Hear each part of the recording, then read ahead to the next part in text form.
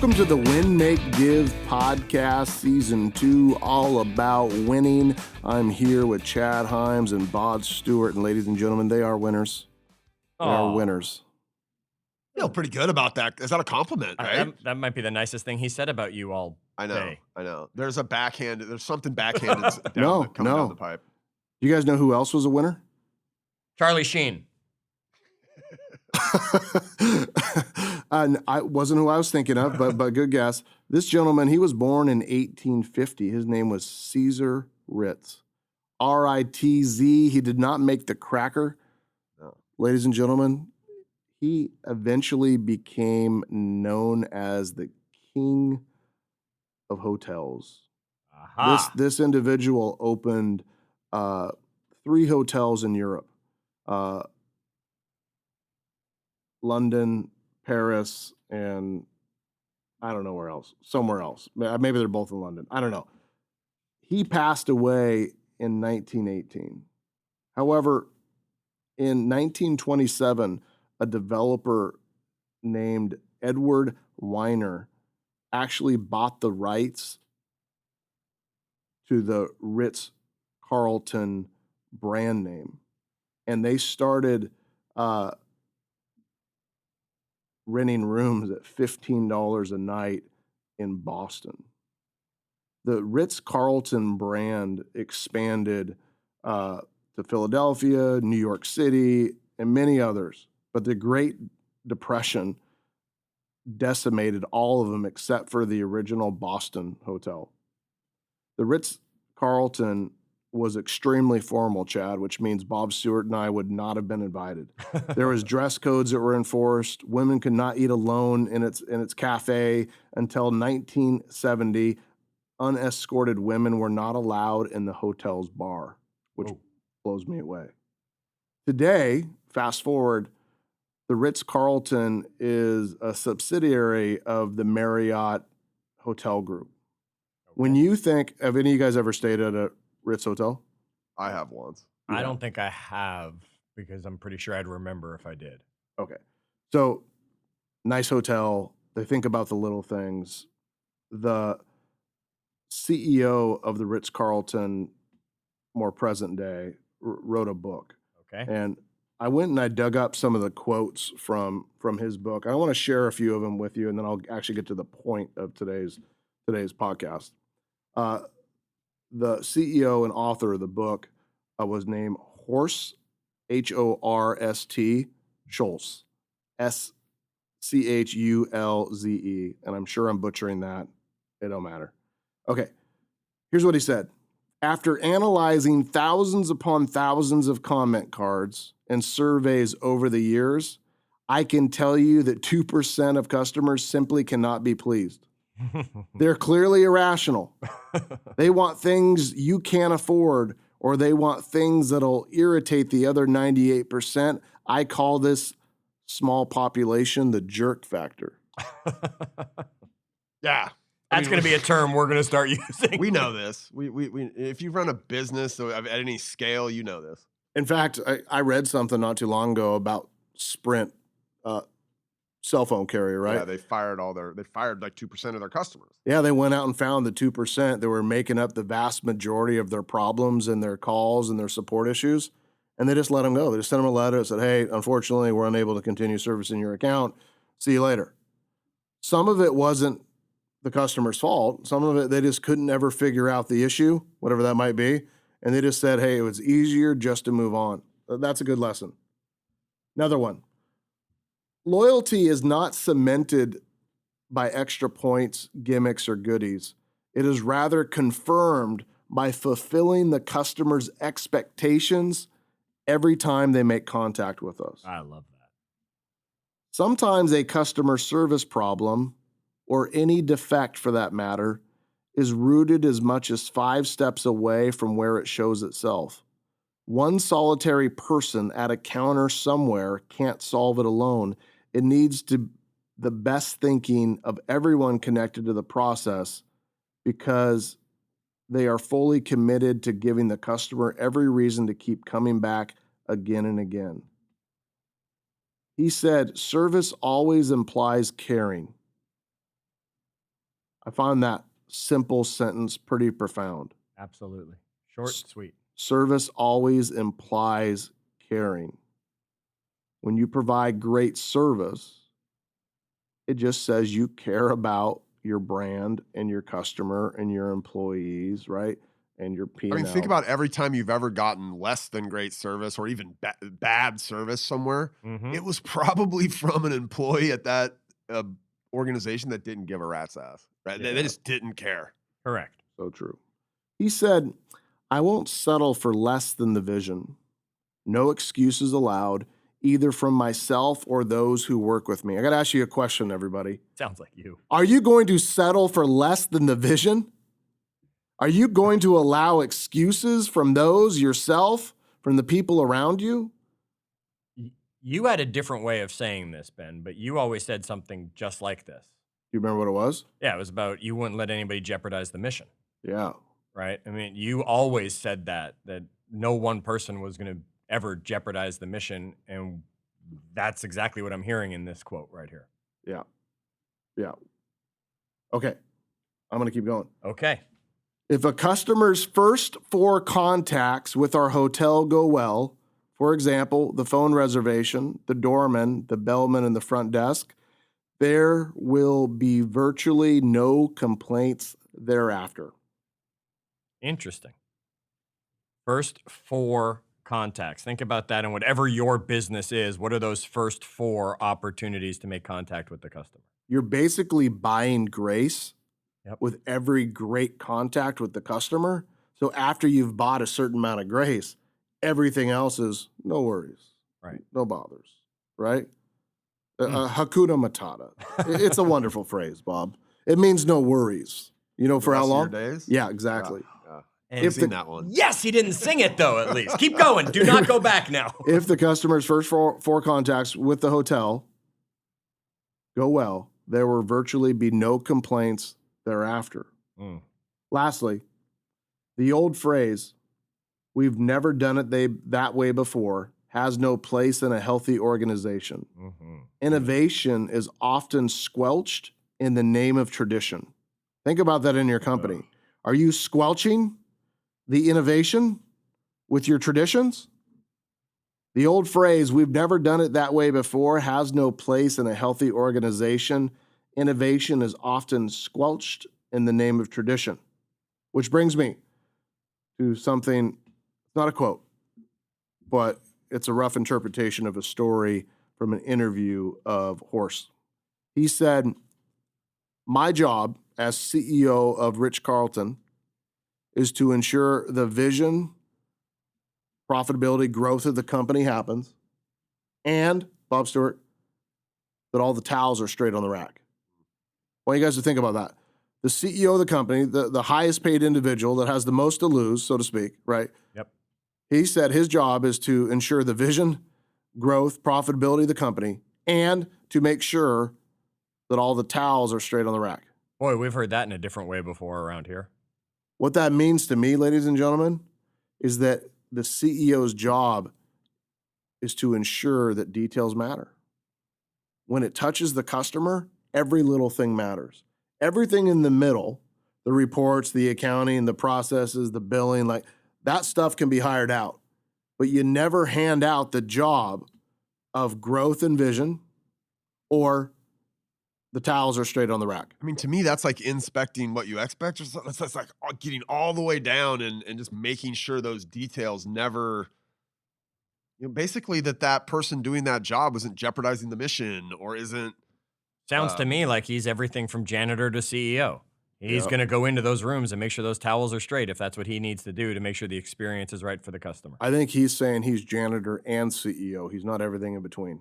Everything in between he hires. I think people, Bob, they would be surprised to know that there isn't a button or design that goes out in our software that I haven't seen or touched. Yeah. Right? Because of that, it's so important to me because it touches our customers. I get irritated when it creates an extra click or it's not a great experience or it doesn't look right, right? Yeah. And my job is to find people that care as much about that as me, right? You're a great example of that. Josiah is a great example of that. People that look and care about are the towels straight on the rack, and that matters to them. instead of somebody says, it's just the towels. Not just the towels. That towel is part of this overall painting that says this is the perfect room, right? That they've thought about the little tiny details. And it's the little tiny details that really make you a CEO. So I want to jump into a short conversation, but I'm going to call this the 4 duties of a CEO with a little bit of a Ritz Carlton sidetrack. Okay. This podcast has not been sponsored by Ritz Carlton, but we would accept your money, and please send it to Free room. I'll take a free or free room. room. That'd be good. We don't need the money. Yeah, we'll take the rooms. Yes. That'd be good. That'd be good. Okay. The duties of a CEO. I've been thinking long and hard about what are the duties of the CEO, and I came up with a list of 4 things that I think at the end of the day, you can have other people help you, but you don't get to hand this responsibility 100% away. Number 1, Chad, recruit talent. The job of the CEO is to ensure that you have quality, amazing people joining your company, and you're going to do whatever it takes to find them.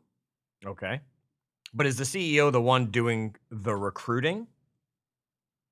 You guys should take a look at my LinkedIn account, and you can see the hundreds or thousands of messages that I send to people when I feel like I identify somebody or I feel like I have a missing person. At the end of the day, it's my responsibility. I may have other people search for that person, but if we don't have them at the end of the day, it's going to affect me the most, so I need to go find that person. Okay. Number 2, the second duty of a CEO, to retain the talent. There's no reason to continue to bring amazing people into your world if you lose all of them on the way out. Yep. Make sense? Absolutely. Just a quick question for you, because, when I think about our organization, there's, I don't know how many, 5, 6, 7, 8 people that you interact with on a really, daily basis, basically. And then, but the talent often lives below that level.